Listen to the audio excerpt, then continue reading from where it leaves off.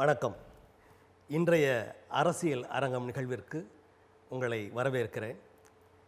இன்றைய நாளில் சிறப்பு விருந்தினராக கலந்து கொள்பவர் தமிழன் தொலைக்காட்சியின் புகழுக்கு ஒரு கலங்கரை விளக்காக விளங்கியவர். முதலில் இந்த தளத்திலே கேள்விகளால் பலரை திணறடித்தவர் திருமிகு CR பாஸ்கரன் அவர்கள். வணக்கம். வணக்கம் தளபதி. உங்களுடைய அரசியல் பயணம் அதையெல்லாம் நாங்கள் பார்த்துட்டே இருக்கிறோம். இந்த நேரத்தில் அரசியல் அரங்கம் என்ற இந்த நிகழ்வில் தற்போதைய தமிழ்நாட்டு அரசியல் எதை நோக்கி செல்கிறது, முக்கியமாக நீங்கள் அங்கம் வகிக்கும் மூத்த தலைவர்களில் ஒருவராக இருக்கின்ற இந்த பாட்டாளி மக்கள் கட்சியின் செயல்பாடுகள் பற்றி உங்களிடம் நான் பேச விரும்புகிறேன். முதலில், அதாவது கடைசி நேரம் வரைக்கும் நீயா நானா, இங்கேயா அங்கேயா என்ற நிலையில் பாட்டாளி மக்கள் கட்சி தொடர்ந்து செயல்பட்டு வருகிறதே, அதற்கு காரணம் என்ன? இல்லை அங்கேயா இங்கேயெல்லாம் ஒன்றும் கிடையாது. அரசியல் முடிவுகளை மற்ற அரசியல் கட்சிகளை விட தெளிவாக அரசியல் பயணம் செய்யக்கூடிய இயக்கம் தான் பாட்டாளி மக்கள் கட்சி. அதனால் அவசர கதியில் எந்த முடிவுகளையும் எடுக்காமல் மிக ஆழமாக எடுக்கப்பட்ட ஒரு முடிவு. இப்போ நீங்கள் கேட்குற மாதிரி பார்த்தீங்கன்னா, ஏதோ அந்த கட்சி இந்த கட்சியோட பேச்சுவார்த்தை நடத்தி அதுக்கப்புறமா பிறகு பாஜகவோட இணைஞ்ச மாதிரி பேசுகிறீங்க. ஏறக்குறைய கடந்த 3 தேர்தல்களிலே பாரதிய ஜனதா கட்சி, அதாவது தேசிய ஜனநாயக கூட்டணியுடன் தான் பாட்டாளி மக்கள் கட்சி பயணம் செய்தது. அது ஒரு தேசிய கட்சி, மத்தியிலே ஆட்சியிலே இருக்கக்கூடிய ஒரு இயக்கம். அதே போல் சூழ்நிலைகளை உணர்ந்து இன்றைக்கு பிரதமராகக்கூடிய ஒரு வாய்ப்பு நரேந்திர மோடிக்கு இருப்பதோடு மட்டுமல்லாமல், ஒரு திராவிட கட்சிகளுக்கு ஒரு மாற்றாக இந்த சக்திகள் விளங்கக்கூடும் என்கிற அடிப்படையிலே தான் இந்த புதிய முடிவு எடுக்கப்பட்டிருக்கிறது. இது நல்ல பயனை தரும். இந்த 2024 தேர்தலிலே ஒரு மாறுதலை தரும், ஒரு நல்ல வெற்றியை இந்த கூட்டணி பெறும் என்கிற அடிப்படையிலே தான் இந்த கூட்டணி உருவாக்கப்பட்டிருக்கு. நீங்கள் சென்ற தேர்தல்கள்லாம் மாற்றம், முன்னேற்றம், அன்புமணிலாம் சொன்னீங்க. எந்த விதமான மாற்றமும் இல்லை, அன்புமணியும் இல்லை. இந்த தேர்தலையும் அதையே நீங்கள் சொல்ல வர்றீங்க. மாறுதல் வரும் என்று சொல்கிறீர்கள். மாறுதல் வரும் என்று சொன்னால் நரேந்திர தாமோதரதாஸ் மாற வேண்டும், அப்படி தான், அதுதான் மாறுதலாக இருக்கும். ஏன்னா 10 ஆண்டுகளாக அவர் இருந்திருக்கிறார். ஆனால் நீங்கள் மாறுதல் வேண்டும் என்று சொல்லி அவரிடமே போய் சரணடைகிறீர்களே. இல்லை, மாற்றம் நாங்கள் சொல்கிறது தமிழகத்தினுடைய மாற்றம், தமிழகத்தினுடைய எதிர்காலத்திலே ஒரு மாற்றம், தமிழகத்தினுடைய தொழில் வளர்ச்சி, கல்வி வளர்ச்சி, மருத்துவத்திலே நல்ல மாற்றத்தை கொடுப்பதற்கான அந்த மாற்றத்தை சொன்னேன். நீங்கள் சொன்ன மாதிரி அன்புமணி எங்கேயும் போயிடல, அன்புமணி இங்கே தான் இருக்கிறார். அது நீங்கள் சட்டமன்றத்தில் சொன்னால் சரி. சட்டமன்ற தேர்தல் இது, நாடாளுமன்ற தேர்தல், இந்திய ஒன்றியம் முழுமைக்குமான தேர்தல். இந்த தேர்தலில் தலைமையை நீங்கள் நோக்கணும் இல்லையா? மாறுதல் அப்படின்னு சொல்லும்போது தமிழ்நாட்டில் தொடர்ச்சியாக திராவிட கட்சிகள், அதாவது அதிமுக கடந்த முறை எல்லா தொகுதிகளிலும் அவர்கள் வெற்றி பெற்றார்கள். அதே போல் திராவிட முன்னேற்ற கழகம் கடந்த முறை பார்த்திங்கன்னா ஒரு தொகுதியை தவிர எல்லா தொகுதியிலும் அவர்கள் வெற்றி பெற்றார்கள். இந்த மாறுதலைத்தான் நாம் சொன்னோம். இந்த 2 கட்சிகளும் மாறி மாறி இந்த மாநிலத்திற்கு எந்த பலனும் இல்லாத ஒரு மோசமான நிலைமை உருவாக்கப்பட்டிருக்கிறது. அதனால் இவர்களை இன்றைக்கு துடைத்தெறிந்து ஒரு மாறுதலை உருவாக்க பாஜக, பாமக போன்ற அரசியல் கட்சிகளுடைய கூட்டணி ஒரு மாறுதலை ஏற்படுத்தும் என்கிற துணியில் தான் நாங்கள் சொன்னோமே தவிர, நீங்கள் சொன்ன மாறுதல் நம்ம சொல்லலை. நம்ம நரேந்திர மோடி மாறுதல்லாம் சொல்லலை. நரேந்திர மோடியுடைய வெற்றி நாடு முழுக்க உறுதி செய்யப்பட்ட வெற்றி. அவருடைய இலக்கை நோக்கி பயணம் செய்கிறது. கருத்து கணிப்பு உட்பட எல்லா கணிப்புகளும் அதை உறுதி செய்திருக்கின்றன. 411 இடங்களுக்கு மேலாக வெற்றி வாய்ப்பு இந்த தேசிய ஜனநாயக கூட்டணிக்கு இருக்கிறது. நாடு முழுக்க மட்டுமல்ல, உலகம் முழுக்க இன்றைக்கு விரும்பக்கூடிய பிரதமராக நரேந்திர மோடி அவர்கள் உருவாகி இருக்கிறார். நரேந்திர மோடியினுடைய அலை இன்றைக்கு உருவாகி இருக்கிறது. இப்போ நீங்கள் சொல்வதெல்லாம் ஊடகங்கள் கட்டமைத்திருக்கிற செய்தியை தவிர உண்மை நிலவரம் அப்படி அல்ல. ஏற்கனவே வந்த அந்த இடங்களை தாண்டி மறுபடி வரப்போகிறதில்லை, அதை விட குறைவாக தான் பெறப்போகிறாள் என்று சில நடுநிலையாளர்கள் சொல்கிறார்கள். சில நடுநிலையாளர்கள், நாம் பெரும்பான்மையை பற்றி பேசி கொண்டிருக்கிறோம். சில நடுநிலையாளர்கள் அல்லது குதர்க்கவாதிகள், குறுநெறி எண்ணம் படைத்தவர்கள், இவர்கள் சொல்லுகிறார்கள் அவர்கள் சொல்லுகிறார்கள் என்றெல்லாம் இல்லை. இதெல்லாம் எழுதப்பட்ட ஒரு நிகழ்வு. அதாவது எழுதப்பட்டது என்றால் வாக்கு இயந்திரத்தில் எழுதப்பட்ட நிகழ்வு. எழுதப்பட்டது என்று சொன்னால் அந்த எண்ணத்தில் நீங்கள் பேசாதீங்க. அதே வாக்கு இயந்திரத்தை வச்சு தான் வந்து காங்கிரஸ் வந்து உருவாக்கப்பட்டது. அதாவது கணினி முறையில் வாக்குப்பதிவு என்பது வந்து ஏதோ பாஜக தான் கண்டுபிடிச்ச மாதிரிலாம் கிடையாது. நீங்கள் தேசிய தேர்தல் ஆணையம் தான் சவால் விட்டு இதை வந்து நிரூபணம் செய்கிறோம் அப்படின்னு சொல்லிச்சு. நிரூபணம் செய்கிறதுக்கு ஆளே கிடையாது. ஆகவே குதர்க்கவாதிகள் பேச்சுக்கெல்லாம் இப்போ இடமே கிடையாது. ஆக தோல்வி விளிம்பிலே இருக்கக்கூடிய இந்திய கூட்டணி பல காரணங்களை உருவாக்கி, பல சூழ்நிலைகளை உருவாக்கி இன்றைக்கு நரேந்திர மோடிக்கு எதிராக ஏதாவது செய்து பார்க்கலாமா என்று முனைப்பு காட்டினார்களே தவிர அது துளியும் எடுபடவில்லை என்கிற போது, அது மாத்திரமல்ல, தமிழ்நாட்டிலே ஒரு பெரிய மாறுதலை அவர்கள் கொண்டு வந்திருக்கிறார்கள். அதாவது திமுக அதிமுக இல்லாமல் ஒரு சக்தியை உருவாக்க முடியுமா பாஜகவாலே என்கிற ஒரு கூற்றுக்கு அவர்கள் விடை கிடைத்து விட்டது. இன்னைக்கு பார்த்தீங்கன்னா இன்றைக்கு வந்து திமுகவும் அதிமுகவும் இந்த கூட்டணியை பார்த்து அலறி துடித்து கொண்டிருக்கின்றன. இன்றைக்கு பார்த்தீங்கன்னா வந்து தமிழக முதலமைச்சர் ஸ்டாலின் வந்து இன்றைக்கு இறங்கி நின்று அரசியல் செய்ய வேண்டிய ஒரு சூழ்நிலை ஏற்பட்டிருக்கு. வெற்றி வாய்ப்பு உள்ள பல தொகுதிகளுக்கு, பாமக வெற்றி பெறக்கூடிய பல தொகுதிகளுக்கு பல முறை பயணம் செய்வதோடு மட்டுமல்லாமல் கூடுதலாக இன்றைக்கு தேர்தல் யுக்திகளை பயன்படுத்தி மூட்டை மூட்டையாக பணத்தை இறக்கி இன்றைக்கு திமுக வெற்றியை சுவைக்க நினைக்கிறதே தவிர பல இடங்களிலே எல்லோரும் எதிர்பாராத வண்ணம் திராவிட முன்னேற்ற கழகம் அதன் கூட்டணி கட்சிகள் தோல்வியை தழுவப் போகிறது என்பதுதான் நிதர்சன உண்மை. மூட்டை மூட்டையாக பணத்தை இறக்குகிறார்கள் என்று சொன்னீங்க. ஒவ்வொரு தேர்தலிலும் கூட்டணி பேச்சுவார்த்தையின் போதே மூட்டை மூட்டையாக பணத்தை பெறுகிறார்கள் பாமகவினர் அப்படின்ற செய்தியும் ஊடகங்களில் வருகிறது. நீங்கள் தான் எண்ணி கொடுத்தீங்க போல இருக்கு. இல்லை, எண்ணி கொடுத்தவங்க யாரு, வாங்கினவங்க யாரு? இதே திராவிட முன்னேற்ற கழக வந்து தன்னுடைய கணக்கை வந்து வருமான வரிக்கு காட்டும் பொழுது எவ்வளவு செலவு கணக்கு, தேர்தல் ஆணையத்துக்கு செலவு கணக்கு காட்டும் பொழுது கட்சி கணக்கு என்ன சொல்லுச்சுன்னா, விடுதலை சிறுத்தைகளுக்கு இத்தனை கோடி கொடுத்தோம், இந்திய கம்யூனிஸ்ட் கட்சிக்கு இவ்வளோ கோடி கொடுத்தோம், மறுமலர்ச்சி திராவிட முன்னேற்ற கழகத்துக்கு அள்ளி கொடுத்தோம், கோடியை கொடுத்தோம்னு சொல்லிட்டு கணக்கு வழக்குகளிலேயே தெளிவுபட அவர்கள் இன்றைக்கு பணத்தை கொடுத்ததை, பெட்டி கொடுத்ததை அவங்க சொல்லியிருக்கிறாங்க. எங்கள் பாஜகவில் யாருன்னா சொல்லி, இது பாமகவை பற்றி யாருன்னா சொல்லியிருக்காங்களா? சொல்லுங்கள். இல்லை, நான் என்ன சொல்கிறேன், பெட்டி வாங்கினவங்க யார்? ஆதாரபூர்வமாக இருக்குது. ஒரு ஆதாரம் இல்லாமல் எதையாவது ஒன்று பேசக்கூடாது. வாய் புளிச்சுதான் மாங்காய் புளிச்சுதான் பேசிடக்கூடாது. சரி, இப்போ மூட்டை மூட்டையாக வாங்கினார்கள்னு சொன்னதுக்கும் ஆதாரம் இல்லையே. எங்கே? அங்கே போய் பாருங்கள். இப்போ போய் பாருங்கள். இப்போ போய் பட்டுவாடா நடந்துக்கிட்டு இருக்குது, போய் பாருங்கள். எல்லா கட்சிகளும் பட்டுவாடா பண்ணுகிறார்கள். இன்னும் கேட்டால் பாரதிய ஜனதா கருதி தேர்தல் பாட்டாளி மக்கள் கட்சி பட்டுவாடா பண்ணலைங்க. பட்டுவாடா பண்ணுற இடத்துல நாங்கள் கிடையாது. மக்களை நம்பி களத்தில் இருக்கிறோம். செய்திகள் வருகிற செய்திகள் பொய் செய்தியா? அப்போ உங்க பணம் கொடுத்தாங்க எந்த செய்தியில் போட்டு இல்லை, எந்த எந்த செய்திகள் வந்து அது தேர்தல் ஆணையம் பிடிச்சி என்னைக்கு உங்ககிட்ட காமிச்சிருக்கிறாங்க? சொல்லுங்க. நாளிதழ்கள்லாம் இவங்க கொடுத்ததா? எந்த நாளிதழ் காட்டுங்க. எந்த நாளிதழ்? சும்மா நாளிதழ் சொல்லிச்சு, தொலைக்காட்சி ஊடகம் சொல்லிச்சு, பிரிண்ட் மீடியா சொல்லிச்சு, விஷுவல் மீடியா சொல்லிச்சு. பத்திரிகை எடுத்து நம்ம பார்க்கலாம். நிறைய எல்லா நாளிதழ்களையும் வந்து கொண்டுதான் எல்லா கட்சிகளை பற்றியும் வந்து கொண்டிருக்கிறோம். அதில் இதுவும் ஒன்று. பாட்டாளி மக்கள் கட்சிக்கு எதுங்க கேட்டேன், பேரே பாட்டாளி மக்கள் கட்சி. பாருங்க, மக்களை நம்பி நாங்கள் தேர்தல் களத்தில் வைக்கிறோம். எல்லா முறைகளிலும் பாட்டாளி மக்கள் கட்சி இந்த மாதிரியான குற்றச்சாட்டுக்களை ஒரு குழுவினர் சொல்லி கொண்டு தான் இருந்து கொண்டிருக்கிறார்கள். சமூக நீதிக்கு எதிராக இருக்கக்கூடியவர்கள் எல்லாம் பாட்டாளி மக்கள் கட்சியை பார்த்து அச்சப்பட்டார்கள். அதனால தான் இன்றைக்கி பார்த்தீங்கன்னா பாட்டாளி மக்கள் கட்சியை வந்து வளர்ந்துடுச்சுன்னா அது சமூக நீதியை நிலைநாட்டும், நல்ல ஆளுமையோடு நல்ல நிர்வாகத்தை தரும். அதனாலே யார் வந்தாலும் வரட்டும், ஆனால் பாட்டாளி மக்கள் கட்சி ஆட்சி பொறுப்புக்கோ அதிகாரத்திற்கோ சட்டமன்ற உறுப்பினராகவோ நாடாளுமன்ற உறுப்பினராக வந்துவிடக்கூடாது என்கிற ஒரு சதி கும்பல் தமிழ்நாட்டில் இருந்து கொண்டிருக்கிறது.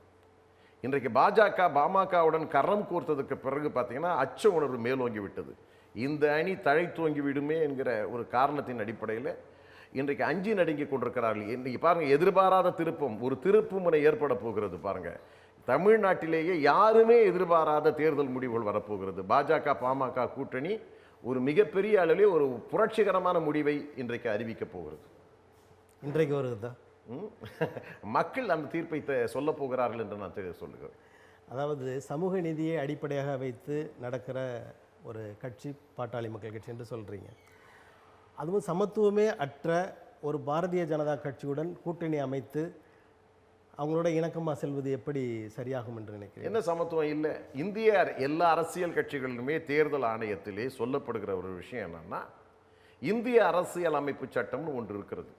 அந்த அரசியல் அமைப்பு சட்டத்தின் பால் மதிப்பளித்து தான் எல்லாமே இருக்கு. சமூக நீதியும் சரி, சமதர்மமும் சரி, சோஷலிசமும் சரி, பொது உடைமையும் சரி, எல்லாமே அதை சார்ந்து தான் அமைந்து கொண்டிருக்கிறது. ஏகோ பாரதிய ஜனதா கட்சி வெகு மக்களுடைய விரோத கட்சி மாதிரி இருக்குதுன்னா இவ்வளவு காலம் ஆட்சி பொறுப்பு இருக்க முடியாது. உலகெங்கும் இன்றைக்கு கொடி கட்டி பறக்க முடியாது. பாட்டாளி மக்கள் கட்சி வந்து ஒரு சாதிய அமைப்புன்னு சொன்னால் இன்னைக்கு வளர்ந்திருக்க முடியாது. எல்லா சமூகங்களுக்கும் நல்ல மரியாதை கொடுப்பதோடு மட்டுமல்லாமல் அவர்களுக்கான உரிமைகள் அனைவருக்குமான வந்து சம பங்கீடு தொடர்பாகவும் அவர்களுக்கு சமூக நீதியை பெற்றுத் தருவதும் இடஒதுக்கீடை பெற்றுத் தருவதும் என்பதுதான் எங்களுடைய நோக்கம். அந்த நோக்கத்திலே பாஜகவுக்கும் உடன்பாடு இருக்கிறது என்பதை நான் இந்த இடத்துல சுட்டிக்காட்ட கடமை. அரசியலமைப்பு சட்டங்கள் பற்றி பேசுறீங்க, அதையே மாற்றுவதற்கான வேலைகளை தானே பாரதிய ஜனதா பண்ணதுன்னு சொல்றாங்க. பாஜக மட்டுமல்ல, அரசியலமைப்பு சட்டத்திலே தவறுகள் இருக்கும் பட்சத்திலே அதை திருத்தப்பட வேண்டும். முதலாக தந்தை பெரியார் அவர்கள் போராடிய போராட்டத்தினுடைய விளைவாகத்தான் முதல் சட்ட திருத்தமே உருவாக்கப்பட்டது. அது மாதிரி எந்தெந்த சட்டங்களை திருத்தப்பட வேண்டுமோ அந்தந்த சட்டங்களை திருத்தத்தான் வேண்டும். மக்களுக்கு உதவத்தான் எல்லா சட்டங்களை தவிர மக்களுக்கு உதவாத அது என்ன மண்ணாங்கட்டி சட்டம் என்று பெருந்தலைவர் காமராஜ் அவர்கள் குறிப்பிட்டதை நான் இந்த இடத்துல குறிப்பிட ஆசைப்படுகிறேன். அந்த அளவுக்கு மக்களுக்கான சட்டங்களை இன்றைக்கு மதித்து செயல்பட வேண்டும். மக்களுக்கு இது தேவை என்று சொன்னால் அதிலே சட்டம் குறுக்கீடு இருக்கிறது என்று சொன்னால் அதுக்கு சட்டம் மாறுதல் வேண்டும், சட்டம் திருத்த வேண்டும். அதைத்தான் இன்றைக்கு நாங்கள் செயல்படுத்தி கொண்டிருக்கிறோம். அதற்காகத்தான் போராடி கொண்டிருக்கிறோம். அந்த திருத்தங்களைத்தான் நாம் கொண்டு வந்து கொண்டிருக்கிறோம். மருத்துவர் ஐயா அவர்கள் பெரியாரை பற்றி நிறைய பேசுவார். ஆனால் இப்போ தேர்தல் காலங்களில் வந்து பெரியாரை பற்றி பேசுகிறத, அதாவது பாட்டாளி மக்கள் கட்சியே அவரை பற்றி பேசாததற்கு காரணம் எதுவும் இருக்கிறது? இல்லை, அப்பப்போ பேசுறதில்லை. எங்களுடைய தத்துவ தலகர்த்தாக்களிலே யார் என்று தந்தை பெரியார், கார்ல் மார்க்ஸ், அண்ணல் அம்பேத்கர் தத்துவ தலகர்த்தாக்கள். அவருடைய கொள்கை வழி நின்றுதான் நாங்கள் இயக்கத்தை நடத்தி கொண்டிருக்கிறோம். ஒரு சிறிது அடி கூட பிழறாமல் நடந்து கொண்டிருக்கிறோம். தந்தை பெரியாருடைய கொள்கைகளையும் அதே மாதிரி வந்து நீங்கள் அண்ணல் அம்பேத்கருடைய லட்சியங்களையும் இன்றைக்கு நடைமுறைப்படுத்தி கொண்டிருக்கிற இயக்கம் தமிழகத்திலே மட்டுமல்ல இந்தியாவிலேயே சொல்ல போனால் ஒரு இயக்கம் என்றால் அது பாட்டாளி மக்கள் கட்சி. கொண்ட கொள்கையிலே உறுதியாக இருக்கக்கூடிய இயக்கம். அது சமூக நீதி இடஒதுக்கீடு பிரச்சனையாக இருந்தாலும் சரி, அனைத்து சமுதாய மக்களுக்கு குரல் கொடுக்கக்கூடிய இயக்கம், அருந்ததியர்களுக்கு உள்ஒதுக்கீடாக இருந்தாலும் சரி, இஸ்லாமியர்களுக்கு இடஒதுக்கீடாக இருந்தாலும் சரி, இன்னும் பிற சமுதாய தேவேந்திரகுல வேளாளர் சமுதாயத்தினுடைய அவருடைய விருப்பத்திற்கு இணங்க செயல்பாடுகளாக இருந்தாலும் சரி, பாட்டாளி மக்கள் கட்சி கொள்கை வழியோடு இருக்கும். அது மாத்திரமல்ல, தமிழகத்திலே பூரண மதுவிலக்கை நடைமுறைப்படுத்த வேண்டும் என்கிற கொள்கையிலே இந்தியாவிலே இருக்கக்கூடிய எல்லா அரசியல் கட்சிகளை காட்டிலும் பாட்டாளி மக்கள் கட்சி தமிழ்நாட்டிலே பூரண மதுவிலக்கை நடைமுறைப்படுத்த வேண்டும் கொள்கையிலே உறுதியாக இருந்து கொண்டிருக்கிறது. அதனால ஒரு மாநிலத்தையே நாங்கள் விட்டுட்டோங்க. பாண்டிச்சேரியிலே பூரண மதுவிலக்கு என்று சொல்லுகிற பொழுது அந்த நாட்டினுடைய மக்களுடைய விருப்பம் என வேறு மாதிரியாக இருந்து விட்டது. அது தற்போது இருக்கிற முதல்வர் ரங்கசாமி அவர்களுக்கும் மருத்துவர் ஐயாவுக்கும் உள்ள ரகசிய உடன்பாடு என்று சொல்றாங்க. ஆமாம், எல்லாம் உடன்பாடு, எல்லாம் எம்ஓஇ, அவங்க என்ன மியூச்சுவல் ஆஃப் அண்டர்ஸ்டாண்டிங் வந்து ரகசிய உடன்பாடு எல்லாம் சொல்லிட்டு இருக்கீங்க. அதெல்லாம் ஒன்றும் கிடையாது. ரங்கசாமி அங்கே நிர்வாகம் செய்து கொண்டிருக்கிறார், மக்களால் விரும்பப்பட்டு கொண்டிருக்கிறார், மக்கள் அவரை தேர்ந்தெடுக்கிறார்கள். இதில் என்ன உடன்பாடு வேண்டிகள் இருக்கிறது? இப்போ கொள்கை முன்னோடிகள், தலகர்த்தர்கள் அப்படின்னு சொல்லி பெரியார், கார்ல் மார்க்ஸ், அம்பேத்கரை சொன்னீங்க. தத்துவ தலகர்த்தாக்கள். அதில் பெரியார் வழி வந்த திராவிட கழகங்கள், அம்பேத்கர் வழியில் இருக்கிற விடுதலை சிறுத்தைகள், கார்ல் மார்க்ஸ் வழியில் வந்த பொது உடைமை கட்சிகள், இவைகளையெல்லாம் விட்டுவிட்டு நீங்கள் எப்படி அவர்களுடைய பின்னணியில் நீங்கள் நடக்கிறீர்கள் என்று சொல்கிறீர்கள்? இல்லை, ஊரை போய் கேட்டு பாருங்க. நாம் இதுவரையிலும் கடந்த 40 ஆண்டு கால பாட்டாளி மக்கள் கட்சியினுடைய அரசியல் பயணத்தில் பார்த்தீங்கன்னா இவ்வளவு நேர்த்தியாக அவருடைய லட்சியங்களையும் கொள்கைகளையும் கொண்டு சென்ற ஒரு இயக்கம் ஏதாவது இருக்கும் சொன்னால் இருக்கு, வேற எந்த இயக்கம் கிடையாது.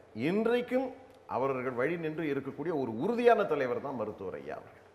நோ காம்ப்ரமைஸ், சமரசம் செய்து கொள்ளாத ஒரு போராளி என்பதை எதிர்கட்சியினரும் இன்றைக்கு குறிப்பிட்டு சொல்வார்கள். இந்த தேர்தலில் பார்த்தீங்கன்னா யார் யாரை வேணாலும் விமர்சனம் பண்ணுவாங்க. யாராவது மருத்துவர் ஐயா விமர்சனம் பண்ணுறாங்களான்னு பார்த்தீங்கன்னா மருத்துவர் ஐயா விமர்சனம் பண்ண மாட்டாங்க. ஏன்னா விமர்சனத்துக்கு அப்பாற்பட்டு செயற்கரிய காரியம் செய்து கொண்டிருக்கக்கூடிய உண்மையான பெரியார் யாருன்னு சொன்னால் மருத்துவர் ஐயா தான். நீங்கள் அப்படி சொல்லிட முடியாது. ஏன்னு கேட்டிங்கன்னா, என்னுடைய குடும்பத்தில் இருந்து யாரும் அரசியலுக்கு வரமாட்டார்கள் என்று சொன்னவரே தனது மகனை அமைச்சராக்கினார். அப்போ அது வந்து சரியான, அதாவது நாம் வந்து குடும்ப அரசியலை பற்றி, வாரிசு அரசியலை பற்றி பேசணும்னு சொன்னால் பாட்டாளி மக்கள் கட்சியை வழி நடத்தி செல்வதற்கு ஒரு சிறந்த ஆளுமைகள் வேண்டும். அது வந்து கட்சி இயக்கமே வந்து பார்த்தீங்கன்னா அப்படிப்பட்ட ஒரு நபர் நம்மிடத்திலேயே கையிலே வைத்துக் கொண்டிருக்கிறோம். அன்புமணி ராமதாஸ் என்கிற ஒரு நபரையே நாம் வைத்துக் கொண்டிருக்கிறோம். அந்த இல்லை, நான் என்ன சொல்கிறேன், நீங்கள் வந்து வழி நடத்துவதற்கு ஆற்றலுக்குரியவர் வேண்டும் என்கிற அடிப்படையில் தான் பார்த்தீங்கன்னா நீண்ட காலமாக பாட்டாளி மக்கள் கட்சியினுடைய தலைவராக ஜி.கே. மணி தான் இருந்தார். அது காலத்தினுடைய கட்டாயம் ஒரு ஆளுமையை இறக்கி அவர் திறமை இழந்துட்டாரா? திறமை அதாவது ஒருத்தர் மாறுதல் கொண்டு வருகிற பொழுது ஏன் அவர் கௌரவ தலைவராக நாங்க மாத்தலையா? கௌரவ தலைவர் என்பது அந்த அந்த விதமான முக்கிய அவர் பொறுப்பு. கௌரவ தலைவராக நாங்கள் மாற்றி யாரையுமே ஏத்துறது யாரையுமே இறக்குறது நம்முடைய நோக்கம் அல்ல. அதாவது கீழிறக்கும் நோக்கமே அல்ல. நீங்க பாட்டாளி மக்கள் கட்சியில பார்த்தீங்கன்னா நீங்க சாமானியர்களை எல்லாம் நாங்கள் எந்த இடத்துல உட்கார வச்சு அழகு பார்த்தோம்னு உங்களுக்கு நல்லாவே தெரியும். அது ஒடுக்கப்பட்ட சமுதாயத்தை சேர்ந்த தலித் ஏழ்மலையிலையா இருந்தாலும் சரி, பொன்னுசாமியா இருந்தாலும் சரி, நான் பட்டியலிட்டா நீண்ட நேரம் 1/2 மணி நேரம் அதையே நான் சொல்லிட்டு இருக்கிறோம். மாற்று சமுதாயத்தை உட்கார வச்சு அழகு பார்த்ததோடு மட்டுமல்லாமல் நீங்க சொல்றீங்களே விடுதலை சிறுத்தைகளாக இருந்தாலும் சரி, திராவிட முன்னேற்ற கழகமாக இருந்தாலும் சரி, அதிமுகவாக இருந்தாலும் யாருமே செய்யாத ஒரு சாதனையை பாட்டாளி மக்கள் கட்சி செய்தது. தனி பொறுப்பு சுகாதாரத்துறை அமைச்சரை கொண்டு வாங்கி கொடுத்தது, அதுக்கப்புறம் பொன்னுசாமியை கொண்டு போது பெட்ரோலியத்துறை அமைச்சராக மாற்றினது வேற எந்த கட்சி செஞ்சிருச்சு? பாட்டாளி மக்கள் கட்சி தான் செஞ்சது. உண்மையிலே ஒடுக்கப்பட்ட மக்களுக்கு மனசாட்சி என்று ஒன்று இருக்குமானால், ஒடுக்கப்பட்ட தலைவர்களுக்கு மனசாட்சி என்று ஒன்று, அவரை தூக்கி தலையிலே வைத்து கொண்டாட வேண்டிய ஒரு தலைவர் மருத்துவர் ஐயாவை தவிர, பாட்டாளி மக்கள் கட்சி தவிர வேற யாருமே இல்லை. அதை தான் பழனி பாபா ரொம்ப அழகா சொல்வார். நாமெல்லாம் இருக்க வேண்டிய இயக்கம் ஒடுக்கப்பட்ட மக்களை பார்த்து பேசுவார், இஸ்லாமிய மக்களை பார்த்து பழனி பாபா பேசுவார். நாமெல்லாம் இருக்க வேண்டிய இயக்கம் பாட்டாளி மக்கள் கட்சி. பழனி பாபா இருந்த காலத்தில் மருத்துவர் ஐயாவின் செயல்பாடுகள் நேர்மையாக இருந்தது. அது சரியான நாட்கள் தான். ஆனால் அதன் பிறகு அவர் சரியாக இல்லை. எந்த நீதிமன்றத்தில் போய் அவர் நேர்மை தவறிட்டார்னு சொல்லிட்டு அவருக்கு அபராதம் விதிச்சாங்க? அவருடைய தளபதியே நீங்க அவர் காலத்தில் நேர்மையா இருந்தது, இவர் காலத்தில் நேர்மை இருந்தது. பாபர் அக்பர் காலம் மாதிரி பேசிட்டு உட்காந்துருக்காதீங்க நீங்க. இல்லை, எந்த காலத்தில் நேர்மை? அதாவது ஓராண்டிலேயே இது முதல் மாதம், 2ஆம் மாதம், 12ஆம் மாதம் சொல்றோம். அது மாதிரி ஒவ்வொருடைய லைஃப்லயும் இது முற்காலம் பிற்காலம்லாம் உண்டு. அது அவர் தொடங்கிய காலங்களில் சரியாக இருந்தார். அவர் நீங்க சொன்னீங்களே, அவர் கொண்ட கொள்கையில தவறாம என்ன பண்ணாரு? ரொம்ப ரொம்ப அழகா பாருங்க. சட்டமன்றம் நாடாளுமன்றம் போக மாட்டேன். ஏன் அவருக்கு வாய்ப்பு இல்லையா? அவர் நினைச்சா போக முடியாது. அடுத்தது மறந்துட்டீங்களே, என்னுடைய குடும்பத்தினரும் வரமாட்டான்னு சொன்னாரு, அதையும் சொல்ல மாட்டீங்க. அதை தான் நான் சொல்ல வரேன். பல கொள்கைகளை நாம் சொல்லிக் கொண்டிருக்கிறோம், அதுக்கு உதாரணத்தை நாம் சொல்லிக் கொண்டிருக்கிறோம். கட்சியில் இருக்கக்கூடிய இளைஞர், அதாவது உண்மையிலேயே தமிழ்நாட்டிலே தான் ஏறக்குறைய லட்சக்கணக்கான இளைஞர்கள், 25 லட்சம் சிங்க இளைஞர்களை வைத்துக் கொண்டிருக்கக்கூடிய ஒரு இயக்கம் பாட்டாளி மக்கள் கட்சி. இளைஞர்களுடைய விருப்பம் என்னவென்று சொன்னால், அன்புமணி ராமதாஸ், ஏன்னா அவர் நிறுவனம் செய்து காட்டியிருக்கிறார்.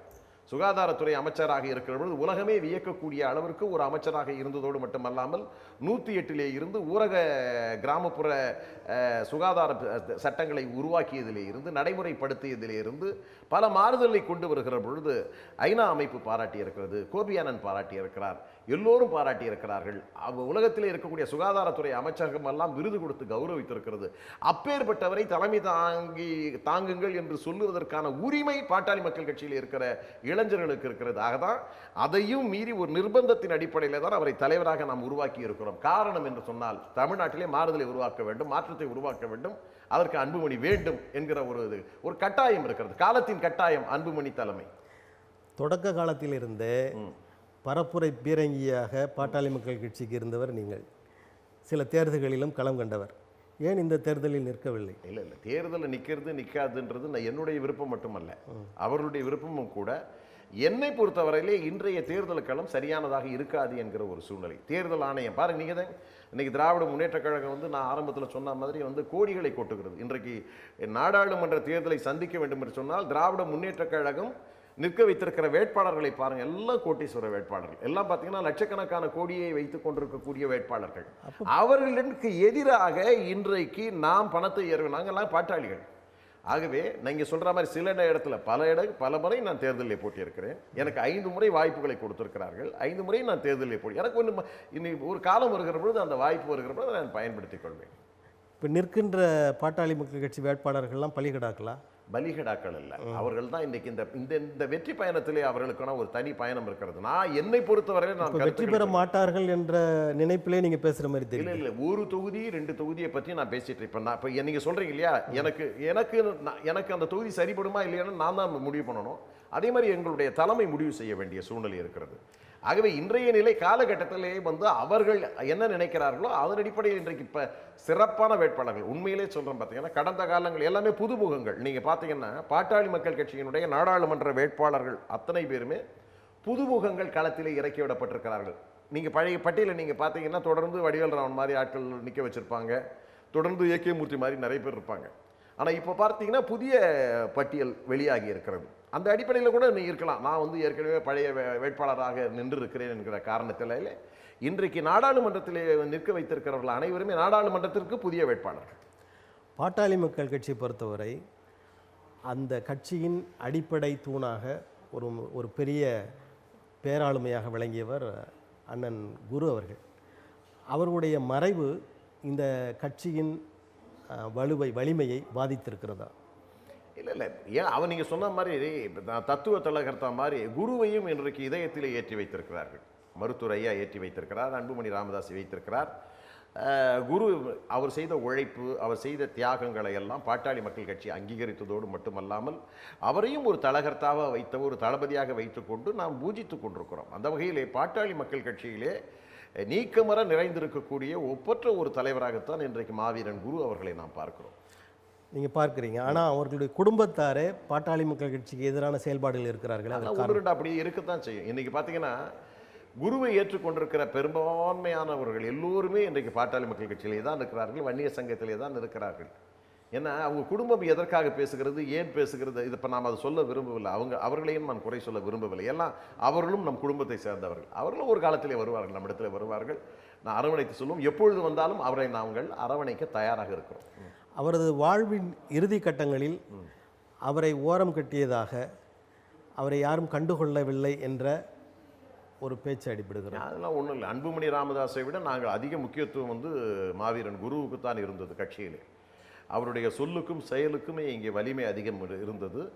ஆகவே அவரை யாரும் ஒதுக்க வேண்டிய அவசியம் இல்லை. அவர் ஆளுமையாக இருந்தார், ஐயாவின் அருகிலே இருந்தார், ஐயாவினுடைய மூத்த மகனாகத்தான் இருந்தார். அதனால் அவரை யாரும் ஓரங்கட்ட அந்த அவசியமே யாருக்கும் இல்லை.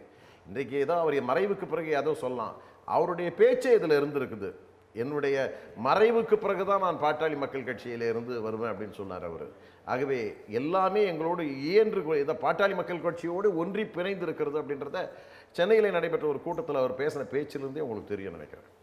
இதுக்கு வேற அடுத்தவங்க பேச வேண்டிய அவசியமே இல்லை, அவர் குடும்பத்தில் இருக்கவங்க பேச வேண்டிய அவசியம் இல்லை. அவர் பேசிய பேச்சே இருந்து கொண்டிருக்கிறது. அவருடைய இழப்பு ஒரு பேரிழப்பு, அதில் ஒன்றும் மாற்றுக்கிறதே இல்லை. தொடர்ந்து அதாவது வன்னியர் சங்கம் சார்பாக தொடர்ந்து நிகழ்வுகள்லாம் நடத்திட்டு இருந்தீங்க, அதெல்லாம் இப்போ குறைந்திருப்பதாக தேவைக்கு ஏற்பட்ட பொழுது அதெல்லாம் நடைபெற்று கொண்டு தான் இருக்கும். அது ஒரு எழுச்சி இருந்து கொண்டு தான் இருக்கிறது. அது ஒரு தனிப்பெரும் சமூகம். அந்த சமூகம் அந்த சமூகத்தினுடைய ஒற்றுமை என்பது அனைத்து சமுதாயத்திற்குமே நன்மை பயக்கக்கூடிய ஒரு பிரச்சனை தான். அதாவது நன்மை பயக்கக்கூடிய ஒரு காரியமாகத்தான் அவர் செய்து கொண்டிருக்கிறார்கள். அந்த எழுச்சி என்றைக்குமே குறையாமல் தான் இருக்கும். இப்போ கூட்டணியில் நீங்கள் பாரதிய ஜனதா கூட தான் இருந்துகிட்டு இருக்கிறோம், நாங்கள் யார்ட்டையும் பேசலை நீங்கள். ஆனால் சிவி சண்முகம் மருத்துவரை சந்தித்து பல முறை பேசியதாகவும் அதெல்லாம் தகவல்கள் வந்தது. சிவி சண்முகம் மட்டும் இல்லைங்க, யார் வேணாலும் பார்க்கலாங்க. தைலாவரத்தில் காலையில் ஐயா ஒரு 9 மணிக்கு உட்கார்ந்தாருன்னு வச்சுங்க, யார் வேணாலும் வரலாம். இல்லை, கூட்டணி பேச்சு அண்ணா திராவிட முன்னேற்ற கழகம் கூட்டணி பேச்சை பாமகவுடன் தொடர்ந்தது. சிவி சண்முகம் சொல்கிறார், அப்போ நான் கூட்டணி பேசினான்னு சிவி சண்முகத்தை போய் கேட்டிங்களா? எடப்பாடி சொன்னாரா நாங்கள் கூட்டணி பேசணும் அப்படின்னு சொன்னாரா? ஆனால் நீங்கள் மற்ற நாட்களில் போகாமல் இந்த தேர்தல் காலங்களிலே அங்கே போகும்போது யாரையும் வரக்கூடாதுன்னு நம்ம சொல்ல முடியாதுங்க. நீங்களே போய் பார்த்துருந்தா கூட அவரை பார்த்துருக்கலாம், ஐயாவை பார்த்துருக்கலாம், பேசியிருக்கலாம். ஐயா அறிவிச்சார், ஐயா இந்த கூட்டணி பேசுறதுக்காக அவர் வந்தார், சிவி சண்முகம் வந்தார்னு சொன்னாரா? அப்புறம் கூட்டணி பேசுகிற அளவுக்கு நாங்கள் சிவி சண்முகம் அவ்வளோ பெரிய ஆளா? கூட்டணி பேசுகிற அளவுக்கு சிவி சண்முகம் அந்த பக்கத்தில் திண்டிவனம் பக்கத்தில் இருக்காரு, அவர் தைலாவரத்தில் இருக்கிறாரு, போயிருப்பார், பார்த்துருப்பாரு. சரி, அதாவது இந்த இரு கட்சிகளும் பாமகவும் அனைத்து இந்திய அண்ணா திராவிட முன்னேற்ற கழகம் எங்களால் தான் அவர்கள் வந்தார்கள், எங்களால் தான் பதவி பெற்றார்கள் அப்படின்னு சொல்கிறாங்க. அதே மாதிரி அன்புமணி அவர்களும் சொல்கிறார். இது எதை உண்மை என்று நம்புவோம்? அது தெரியும் இல்லை. அவங்க அதிமுக எப்படி தள்ளாடியது, பெரும்பான்மை இல்லாமல் எப்பொழுது தள்ளாடியது, எல்லா வலிமையான இடங்கள் சட்டமன்ற தொகுதிகளை கூட நாம் போட்டியிடாமல் அவர்களுக்கு விட்டு கொடுத்து அவர்கள் வெற்றி பெறட்டும் என்று சொல்லி அவர் மொத்தமாக பதவி காலத்தை இன்றைக்கு எடப்பாடி நிறைவு செய்திருக்கிறார் என்று சொன்னால் அது அழுத்தம் திருத்தமாக எல்லோருக்கும் தெரியும். அது பாட்டாளி மக்கள் கட்சியினுடைய தயவால் தான் எடப்பாடியினுடைய முதலமைச்சர் பதவி தப்பியது, அதிமுக ஆட்சி தப்பியது என்று நன்றாகவே தெரியும். அதே மாதிரி 1998 பார்த்தீங்கன்னா நிராயுதபாணியாக இருந்தாங்க. அரசியலை விட்டே ஓடி போகலாமான்னு சொல்லிட்டு ஜெயலலிதா நினைச்சிட்டு இருக்கும்பொழுது தான் அன்றைக்கு பாட்டாளி மக்கள் கட்சி கைகோர்த்தது, கரம் கொடுத்தது. அதற்கு பிறகுதான் உயிர் பெற்றதே அனைத்து இந்திய அண்ணா திராவிட முன்னேற்ற கழகம். இல்லைன்னா நம்ம அரசியலை திறந்திருக்கும், அதிமுக அழிஞ்சிருக்கும். அப்படிப்பட்ட ஒரு சூழ்நிலையிலே பாட்டாளி மக்கள் கட்சி கை கொடுத்தது. இந்த 2 காரணங்களையும் நன்றாகவே உங்களுக்கு புரிந்து கொண்டிருக்க முடியும்.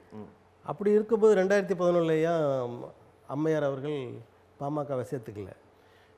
பாட்டாளி மக்கள் கட்சி சேர்த்துக்கிற ஒரு சூழல்லாம் ஒன்றும் கிடையாது. பாட்டாளி மக்கள் கட்சி எப்பவுமே தனித்துவம் வாய்ந்து சொல்லிட்டு இருக்க விஷயம் என்னன்னா, அரசியலில் நாம வந்து முதலமைச்சர் வேட்பாளர் இன்னைக்கு நம்ம அறிவிச்சு தான் இருக்கணும். அப்படி அறிவிக்கிறீங்க. ஆனா அன்புமணி ராமதாஸ் தான் முதலமைச்சர் வேட்பாளர்னு சொல்றோம். 2006ல் சொல்றோம், 2001ல் சொல்றோம், 2011லையும் சொல்றோம், 2016ல் அதுக்கான வேலை திட்டங்களையும் சொல்லி சூழ்நிலை அன்னைக்கு சரியில்லை. ஆனா இப்போ நம்ம சொல்றோம், சொல்லிட்டே இருக்கீங்க. ஆனா தனித்து நிற்கிற அந்த வல்லமை, வலிமை உங்களுக்கு இது வரைக்கும் வரல. எந்த கட்சி? நாங்க தனித்து தான் நின்று இருக்கிறோம். தனித்து நின்று இருக்கோம். மக்களிடம் போய் சேரணும். ரெண்டாவது வந்து எல்லா அரசியல் கட்சி, திராவிட முன்னேற்ற கழகம் கூட்டணி இல்லாம அரசியலுக்கு வர சொல்லுங்க. இப்போ இன்னைக்கு எத்தனை கட்சிகளோட கூட்டணி? அதிமுக எத்தனுடைய கூட்டணி? இப்போ பாட்டாளி மக்கள் கட்சி தனித்து பல முறை தேர்தலிலே களம் கண்டிருக்கிறது. 234 சட்டமன்ற தொகுதியிலும் தனித்து நின்று இருக்கிறது. 40 நாடாளுமன்ற தொகுதிகளிலும் தனித்து நின்று இருக்கிறது. அதையும் தொடரவில்லை. அதையே தொடரணும் கட்டாயம் இருக்கா உங்களுக்கு? இல்ல இந்திய அரசியலமைப்பு சட்டம் தொடரணும் ஏதாவது கட்டாயம் கிடையாது. ஆனா உங்களுடைய நீங்க அது உங்க கட்சி மேல ஒரு அரசியல் வியூகம் ஒன்று இருக்கு, தெரியுமில்ல உங்களுக்கு? அரசியல் வியூகங்கள் இருக்குது. தேவைப்பட்டால் இதுவே எல்லா கட்சிகளுக்கும் பொருந்தும் தானே. எல்லாரும் அரசு அதான் சொல்றேன். அது பாட்டாளி மக்கள் கட்சிக்கு மட்டும் என்ன குற்றச்சாட்டு? இது மட்டும் தான் வந்து கூட்டணி அமைக்கிறது, தாவுகிறது. இன்னைக்கு எடப்பாடி பேசுறாரு வந்து அவங்க வந்து பச்சோந்தி மாதிரி அரசியல் பண்ற. யார் பச்சோந்தி அரசியல் பண்றது? அவரை பற்றி நம்ம வந்து விமர்சனம் செய்வதற்கு நாங்கள் தயாராக இல்லை. ஏன்னா எடப்பாடியுடைய அரசியல் வேற. ஆனால் பாட்டாளி மக்கள் கட்சியை குறை சொல்லி பேச வேண்டிய கட்டாயம் அவசியம் என்ன வந்திருக்குதுன்னா, ஸ்டாலினும் பேசுறாரு, எடப்பாடியும் பேசுறாருன்னா இந்த தேர்தலிலே பாட்டாளி மக்கள் கட்சி வளர்ந்து கொண்டிருக்கிறது. ஏதோ மிகப்பெரிய திருப்பு முனையை, வெற்றியை அது தரப்போகிறது என்கிற காரணத்தினாலே தான் அவர்களுக்கு கெடுத்திருக்கிற உளவுத்துறையினுடைய ரிப்போர்ட் அடிப்படையில் என்ன பண்றாங்கன்னு சொன்னா, பாட்டாளி மக்கள் கட்சி 2 கட்சியுமே கடுமையாக விமர்சனம் பண்றாங்க. ஏன்னா இந்த பாட்டாளி மக்கள் கட்சியை விமர்சனம் செய்து அதை கொச்சைப்படுத்தி விட்டோம் என்று சொன்னால் நிம்மதியா இருக்கும், வெற்றி வாய்ப்பு இருக்குன்னு நினைக்கிறாங்க. காரணமே என்னன்னா, பாட்டாளி மக்கள் கட்சி பாஜகவுடன் இணைந்ததற்கு பிறகு ஒரு பிரளயமே ஏற்பட்டிருக்குது. இன்னைக்கு பாஜக ஒண்ணுமே இல்லை அப்படின்னு நினைச்சிருந்தவங்களுக்கு, பாமக சேராதுன்னு நினைச்சவங்களுக்கு, இன்னைக்கு பாட்டாளி மக்கள் கட்சி பாஜகவுடன் இணைந்த பிறகு இந்த 2 அரசியல் கட்சிகளும் அடிபட்டுடுமே என்ற பயம். அதை தான் அண்ணாமலை சொல்றாரு பாருங்க, எதிர்காலத்திலே திராவிட முன்னேற்ற கழகமும் அதிமுகவும் ஒன்றாக இணைந்து விடும். இல்லைன்னா ஒன்றாக இணைந்து தேர்தலிலே பாஜகவையும் பாமகவையும் எதிர்க்க வேண்டிய கட்டாயத்திற்கு தள்ளப்படும் அப்படின்னு சொல்லிட்டு அண்ணாமலை சொன்னதில் 100க்கு 100 உண்மை இருக்குது. இந்த நூற்றாண்டுல திப்பு சுல்தான் இங்க வந்துட்டு போனாருன்னு சொல்றதெல்லாம் உண்மையா? இல்ல அது நீங்க சொல்லாதீங்க. அது நீங்க வந்து நெறியாளர் பேச வேண்டிய பேச்சா இது? இல்ல எல்லாம் பொதுவா எல்லாத்தையும் கேட்க வேண்டியது, எல்லா செய்தியும் காதுக்கு வருது. இல்ல நீங்க அப்படி சொல்றதுக்கு என்ன? இப்ப அண்ணாமலை சொல்றதுல ஏன் நடக்காதான்? நான் ஏற்கனவே கல்யாண சுந்தரம் இருக்கும்போது சொல்லிட்டு தான் இந்த அதிமுக திமுகவை இணைக்கணும் அப்படின்னு சொல்லிட்டு. கட்டாயம் பாஜக பாமகவினுடைய வளர்ச்சியும் மக்கள் ஏற்றுக்கொள்கிற தன்மை வந்ததற்கு பிறகு இவர்கள் ஓரங்கட்டு திமுக அண்ணா திமுக பெரிய அரசியல் கிடையாதுங்க. அந்த அவங்களுக்கு காலத்தினுடைய கட்டாயம் நிர்பந்தம் என்று வருகிற பொழுது ஒன்னா சேர வேண்டிய ஒரு சூழ்நிலை வந்ததுன்னா நிச்சயமா அவங்க ஒன்னா சேருவாங்க. அவர்கள் ஒன்றாக சேர்ந்து அப்பொழுது பாஜக பாமகவை எதிர்க்க வேண்டிய நிலைமைக்கு வர்றாங்கன்னு சொன்னா அப்போ திராவிட மாடல் அரசியல் காணாமல் போய்விடும். இப்போ தொடர்ந்து பாஜகவும் பாமகவும் கூட்டணியில் இருப்பாங்க, தொடர்ந்து வருவாங்கன்னு சொல்றீங்களா? இல்லை, நான் அதுதான் சொன்னேன். ஏற்கனவே 3 முறை நாங்கள் இணைந்திருக்கிறோம். இது 4வது முறை. 5வது முறை இணைஞ்சா என்ன இணையக்கூடாதுன்னு என்ன சட்டம் இருக்குதா? இல்லை பிரியணுன்ற யாரா விரும்புறீங்கன்னா பார்த்துக்கலாம். அன்றைய அரசியல் சூழ்நிலைக்கு முடிவு போடுவோம். இப்போ உங்களுடைய வாக்கு வங்கியில் வேல்முருகன் ஒரு பாதிப்பை ஏற்படுத்தி இருக்கிறார் அப்படின்னு சொல்றாங்க. அதனுடைய உண்மை தன்மை வேற ஏதாவது நல்ல கேள்வியா கேளுங்க. எதுக்கு நல்லா தானே போயிட்டு இருக்குது. இல்லை, வட மாவட்டங்களை பொறுத்தவரையில் இக்னோர் இட். அது ராஜாஜி சொல்லுவாரு, சில விஷயம் அலட்சியப்படுத்தி விட்டுற வேண்டியதுதான்.